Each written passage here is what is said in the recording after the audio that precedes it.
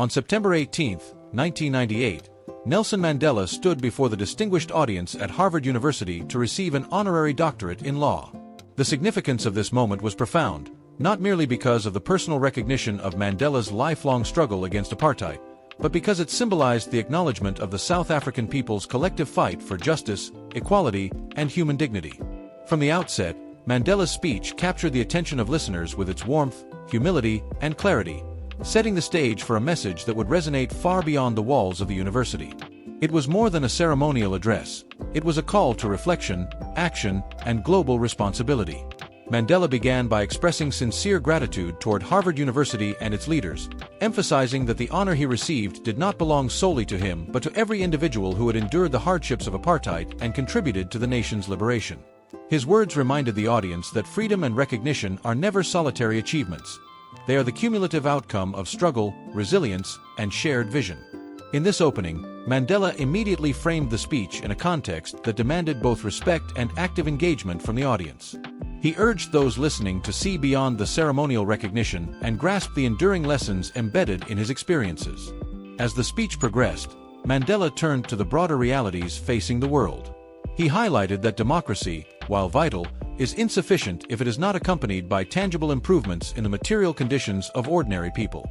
Without education, access to healthcare, and economic opportunity, freedoms remain hollow, mere words without substance. He underscored the urgency of addressing global inequalities, pointing to the persistent economic and intellectual disparities between the developed and developing world. Mandela's insights were not only a reflection of South Africa's post-apartheid challenges but a universal call to action, illustrating that the pursuit of equality and justice is an ongoing global responsibility. As he concluded the introduction, Mandela turned the gaze outward, challenging the audience to think critically about their role in shaping a better world. His message was clear: recognition and honor are valuable, but they must be accompanied by commitment and action. The listener was left with a sense of purpose and responsibility, a call to engage with the broader issues of justice, inequality, and human dignity. By weaving together historical reflection, moral urgency, and practical considerations, Mandela crafted an address that was intellectually compelling, emotionally resonant, and morally instructive.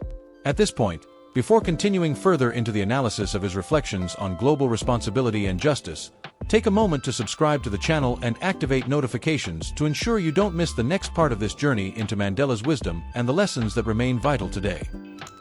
When I was in prison, a young lady who is now the principal of a leading university in South Africa came to see me. She did not beat about the bush. She said, if my father were still alive, she would have been 70. You are 70. And I came here to see how a man of 70 looks like. Now I am 80.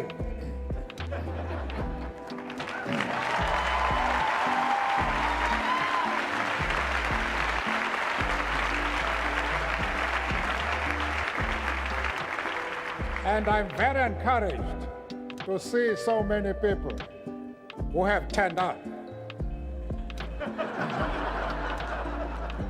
But I'm not so sure whether many of you have not come here to see how a man of 80 looks like.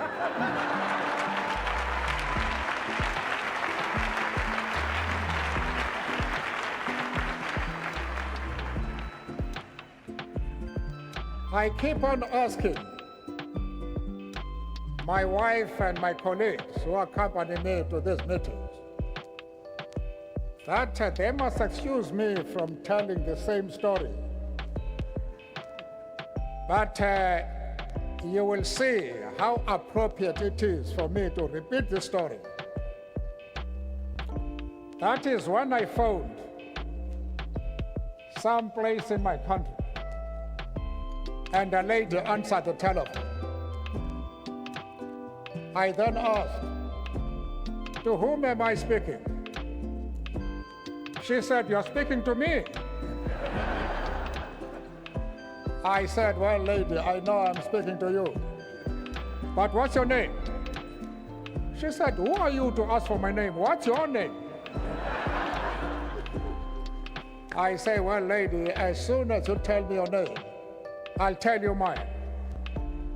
But as we argued as to who should tell his or her name, she became very cross. And she said, you seem to be a backward person. Have you passed your matric? Now, matric in our country is a university entry examination. And I said, well, lady, you must be very careful.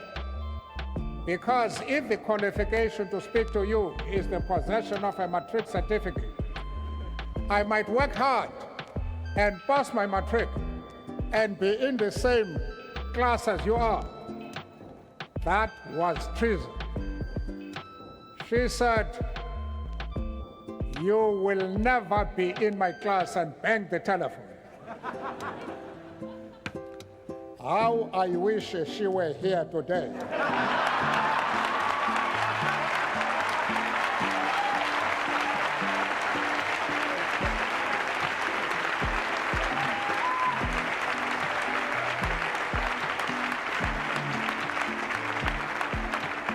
She would now discover that I have achieved more than pass my matric. Ladies and gentlemen, this may very well be our last official visit to the United States before retiring from office next year. There could not be a more moving start to the visit than one which included being honored in this way by one of the great educational institutions of this nation and of the world. I know that through this award, you are not so much recognizing any individual achievement, but are rather paying tribute to the struggles and achievements of the South African people as a whole.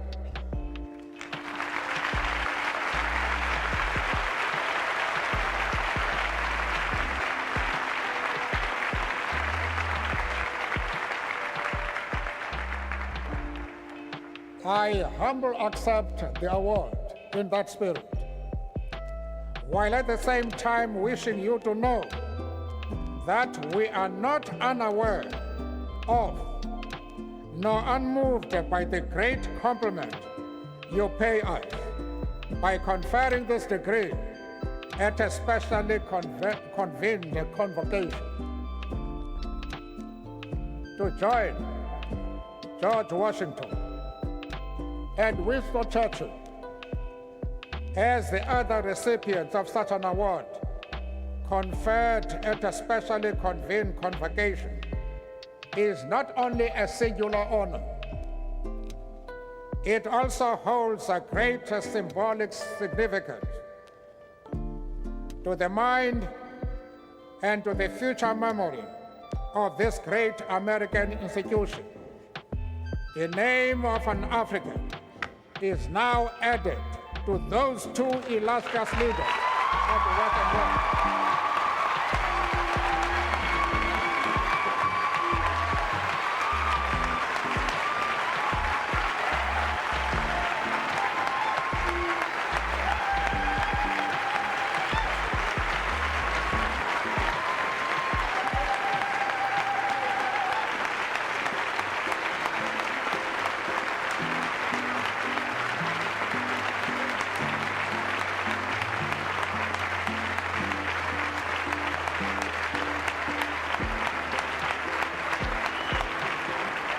Thank you.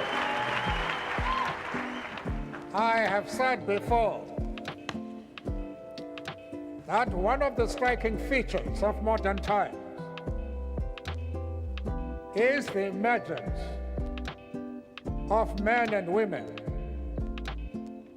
and indeed of institutions that have chosen the world as the theater of their operation, as the platform from which to ventilate their thinking and their ideas.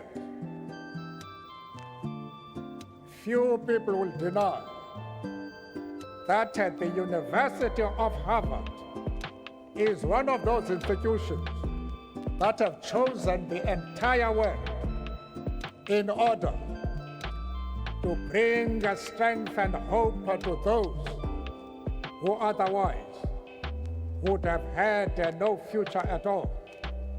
And I wanted to congratulate this university for the sterling effort it has made in order to ensure that those who have been denied opportunities for decades can now share them. If in these later years of a life lived in pursuit of equality, we can at last look upon our own country as one in which citizens, regardless of race, gender, or creed, share equal political rights and opportunities for development, we do so with great gratitude towards the millions upon millions all around the world who materially and morally supported our struggle for freedom and justice. Together with those freedom and loving citizens of the world, we do at the same time, however, note that at the end of this century, a century which humanity entered with such high hopes for progress, the world is still beset by great disparity between the rich and the poor, both within countries and between different parts of the world. If in individual life we all may reach that part of the long walk where the opportunity is granted to retire to some rest and tranquility for humanity, the walk to freedom and equality seems, alas, still to be a long one ahead, where men and women and children go burdened with hunger, suffering from preventable diseases, languishing in ignorance and illiteracy, or finding themselves bereft of decent shelter. Talk of democracy and freedom that does not recognize these material aspects can ring hollow and erode the confidence exactly in those values we seek to promote. Hence, our universal obligation towards the building of a world in which there shall be greater equality among nations and among citizens of nations. The disparity between the developed and developing world, between North and South, reflects itself also in the sphere of educational and intellectual resources. When in Africa we speak and dream of and work for a rebirth of that continent as a full participant in the affairs of the world in the next century, we are deeply conscious of how dependent that is on the mobilization and strengthening of the continent's resources of learning. This university